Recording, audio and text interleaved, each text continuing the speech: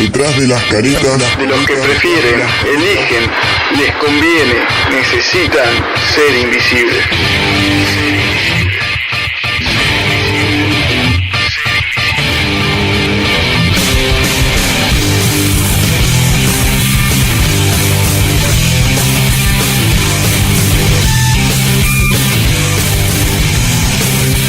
Bien, estamos acá con Joaco Mans, uno de nuestros columnistas, que nos va a estar hablando en este caso de la causa AMIA, pero también me gustaría, Joaco, que expliques de qué va a tratar tu columna, de cuál es el eje. Bueno, Facu, lo que yo había pensado para la columna es hablar de los otros invisibles.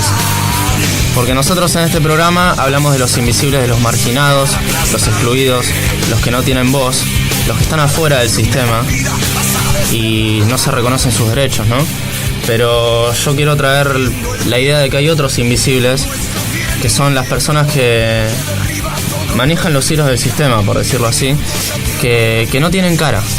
Ellos no dan la cara, nadie los conoce, o sea, son las personas más ricas del mundo, las 100 personas más ricas del mundo, que les conviene no dar la cara para no apuntar contra ellos, ¿no? A veces se dice que se echan todas las tintas sobre la presidenta, por ejemplo, de que es la única responsable de todos los males del país, y hay un montón de fuerzas de poder que hacen a la Argentina y el mundo.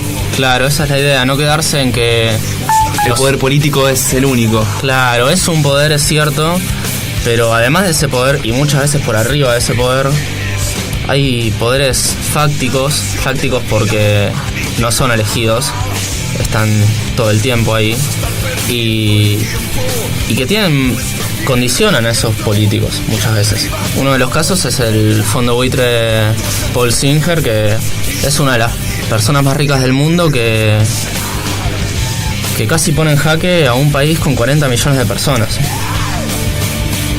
Argentina por suerte está ganando esta batalla, ¿no? Pero para darse una idea de cómo... Está luchando, está peleándola. Sí, personas individuales pueden estar a la altura para competir con un país. Sí, la verdad que esos sí. Esos son los otros invisibles. A los que les conviene ser invisibles. Así ¿Y hoy de qué nos vas a hablar, Joaco? Hoy traje información sobre el caso AMIA, sin quedarnos con una lectura superficial de lo que se venía hablando hasta ahora por el caso Nisman, para entender un poco cuál era el contexto que se estaba dando internacionalmente en 1994, cómo fue el proceso de encubrimiento por parte del Estado argentino en los 10 años del menemismo y también, bueno, para hablar un poco de lo que pasó con el fiscal Nisman, ¿no? Bien, todas cosas que se relacionan y a veces como que se presentan aparte, ¿no? Sí, así es, para darle un poco de conexión y verlo en profundidad. Bien. Bueno, lo que estaba pasando en 1992 internacionalmente es que Palestina e Israel, que están en guerra hace más de 50 años, tenían una oportunidad de establecer la paz porque fue elegido el primer ministro Yitzhak Rabin, que prometía paz entre Israel y Palestina. Con esa promesa fue elegido, ¿no? Y era necesaria para esta paz la colaboración de Siria. Desde entonces, Estados Unidos, Siria e Israel se empiezan a tener reuniones secretas para lograr esta paz, y en 1994, o sea, 2 años después de que sea elegido el primer ministro, surge el atentado de la AMIA, el 18 de junio. Y se acusan a los iraníes. La paz se consigue igual, y el primer ministro de Israel, de Siria y el representante de Palestina reciben el premio Nobel de la Paz. Al otro año, el primer ministro de Israel lo mata un ortodoxo israelí. A este que proponía la paz, lo asesinan. Así es, un fanático, un civil, lo mató porque sentía que estaba cediendo la soberanía de Israel cuando estaba estableciendo la paz con otro país, ¿no? Ese fue el contexto en el que se dio el caso. Ahora, ¿qué fue lo que pasó después? El 18 de junio fue cuando la camioneta choca contra AMIA, una Traffic. Un coche de bomba. Así es. dejando los 85 muertos y 300 heridos. La AMIA, que es la Asociación Mutual Israelí-Argentina. Claro. Sí. El juicio queda en manos del juez Galeano. Este juez, bueno, es el que en los próximos años estuvo a cargo y fue acusado muchas veces, y por la misma Corte Suprema, por ser encubridor y por desviar la investigación con fines políticos. Porque se suponía que había conexiones locales. ¿Qué interés tenía en encubrir? Bueno, no llegó a quedar en claro qué interés habían en encubrir, pero cuando había que hacer un allanamiento a uno de los principales sospechosos sirios, sería la pista siria, este sirio estaba relacionado con el presidente Menem. El mismo día del atentado, el mismo día de que ordenan el allanamiento, el padre del sirio se reúne con el hermano de Menem.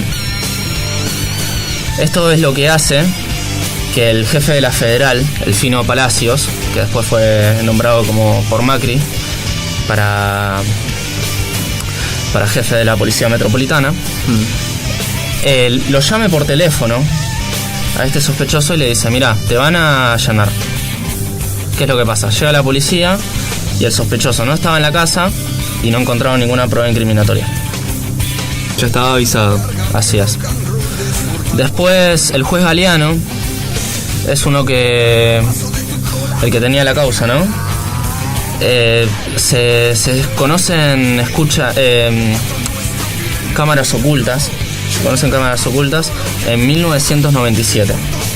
Estas cámaras eran del 96, que era el dueño de la camioneta que había chocado contra la AMIA. Estaba hablando con Galeano para que le diga a Galeano que acuse a la policía bonaerense. La policía bonaerense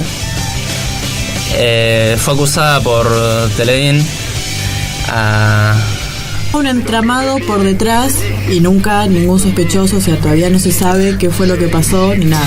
Claro, toda una rosca por detrás. De hecho dicen que al hijo de Carlos Menem lo mataron por relaciones con este caso, ¿no? Se acusa de hecho que hay conexiones de Siria con conexiones locales acá, y por eso se quiere desviar esa pista y que tome preeminencia la pista iraní, por el lado de los terroristas iraníes. Así que hay dos corrientes muy fuertes que son precisamente esas: la siria con conexión local y la iraní. Y hay un sector poderoso que pretende que no se investigue esa pista de conexión local siria y quiere echar así la culpa directamente a Irán. Así que se va a estar investigando. Bueno, Joaco, ¿algo más para acotar sobre esto que nos estabas comentando? Bueno, sí, esto se dio así hasta el año 2001 y recién en el año 2001 se empieza el juicio al encubrimiento a la AMIA, que es lo que se llama AMIA 2. Y en estos 15 años que hubo del 2001 hasta ahora, el juicio todavía no empezó, la llamada al juicio oral, donde, bueno, se exige llamar a declarar a secretarios de inteligencia de la CIDE, el presidente de la DAIA de ese entonces, el juez Galeano y otros fiscales que intervinieron en la causa. Y bueno, todavía no empezó la causa porque la Corte Suprema de Justicia fue la que tomó la decisión de que esta causa podía esperar. ¿Qué podía esperar? Sí. Y sin embargo tienen prisa para otras cosas, ¿no? Sí. Así que bueno, gracias Joaco por... Sí, lo que podemos decir como aportar que conflicto entre uno y otro, relaciones de poder, mueren muchísimos inocentes, como para aportar e irnos con esto. ¿Y cómo son usados, no? Me gustaría hacer una acotación sobre cómo son usadas las víctimas de la AMIA.